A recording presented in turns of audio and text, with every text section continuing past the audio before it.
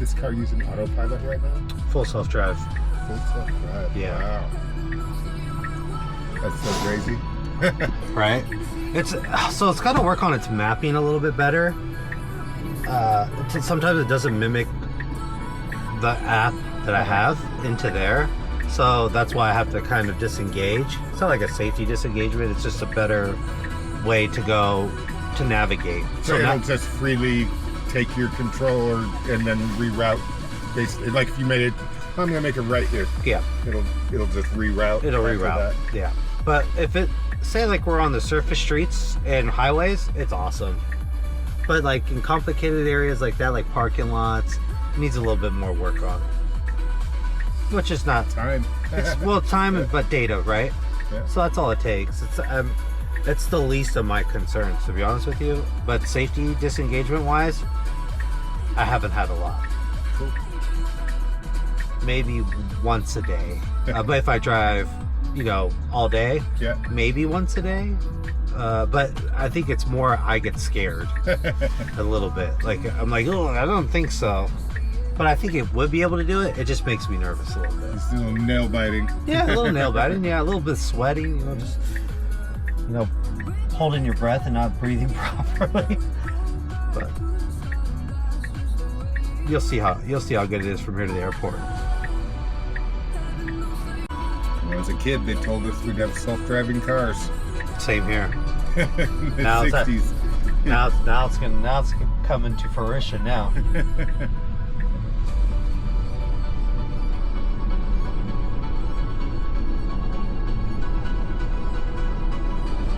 It just takes time. That's all.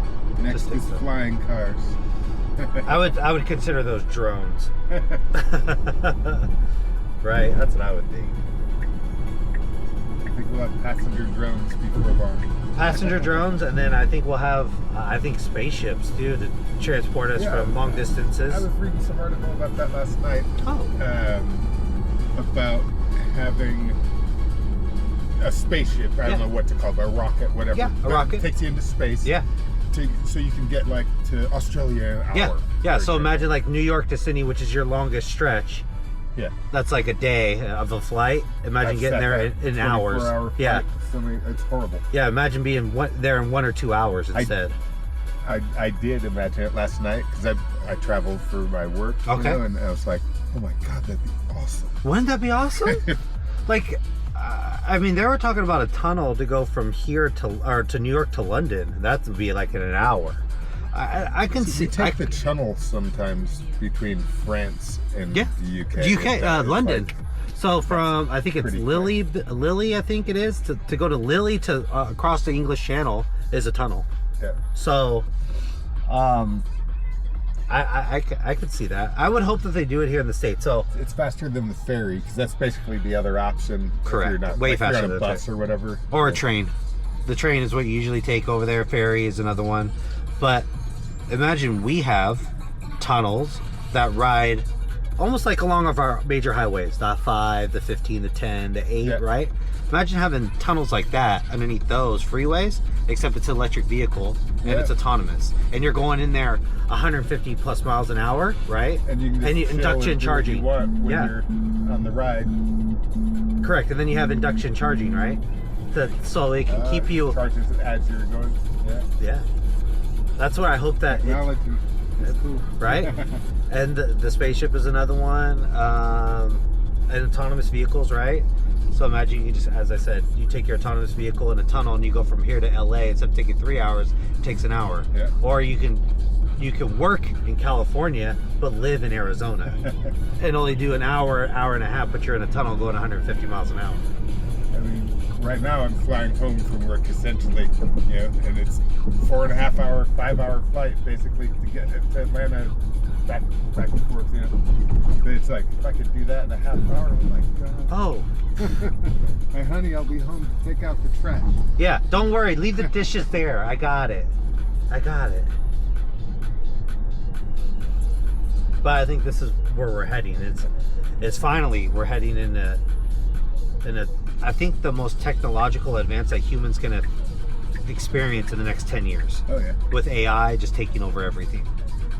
I don't know if that's a good thing or a bad thing. Unless you watch Terminator and have Skynet coming after us, I think that's the only issue. I'm prepared. I watched Terminator. Okay, good. Same here. I know what to do. Same here. Sarah Connor's ready for me.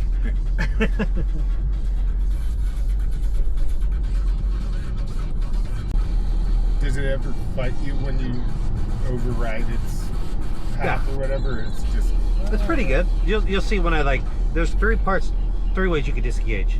You can tap on the brake. I hit my wheel, the strobe wheel, this button right here, or I give a little bit of a jerk on the wheel. And the jerk on the wheel is not too much force. You'll see here in a minute. I'll just show you. I can take over any time that I want. So it wants to go here, watch. You'll see it. See, come on, go over. Okay. So you can see. That's it. Okay.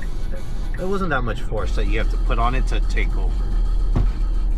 Which is great. You just get the feel of it. Yeah, you get the feel of it. You can feel it a little bit, starting to get a little bit more tough, and then it just lets go after that.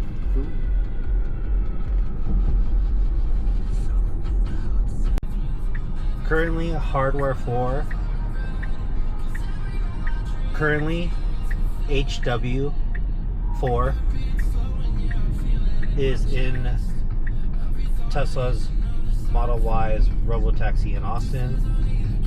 HW5 isn't coming out until end of 2026, according to the Q3 earnings call from yesterday.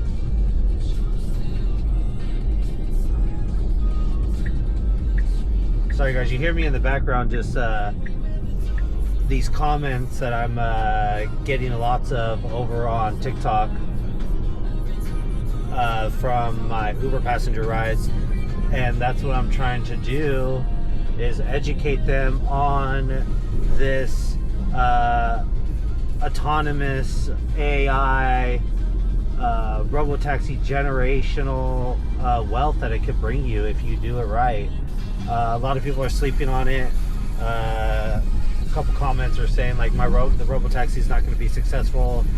Waymo's already ahead of them, yada yada yada. I mean, yes, Waymo did pave the way for Tesla to get probably out of the red tape a little bit faster, since they are already operable. They kind of know what's kind of going on.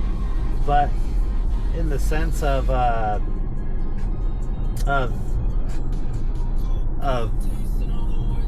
autonomous vehicles and or robotaxi is not going to be successful is absolutely ludicrous, and to be honest with you, don't know what they're talking about. Simple as that. Prove me wrong to where you can take a Zeus, a Waymo, and a Tesla, put it in the middle of America, punch in an address, and tell me which one is going to go without being video trained or HD mapped or need LiDAR. Tell me that. That's my argument every single time. Because I know for a fact that Waymo, Zeus cannot do that without pre-mapping in high definition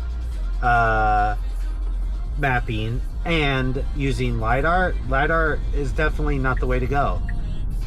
I've said this before on streams and on TikToks, to where us as humans, we use cameras. What do you mean, Rob? That we use cameras? Our eyes are cameras. We can see 180 degree views with our eyes. This car can see 360 with 9 eyes looking around the car, monitoring it better than I can as a human driver. That's my argument. Prove me wrong. Prove me wrong.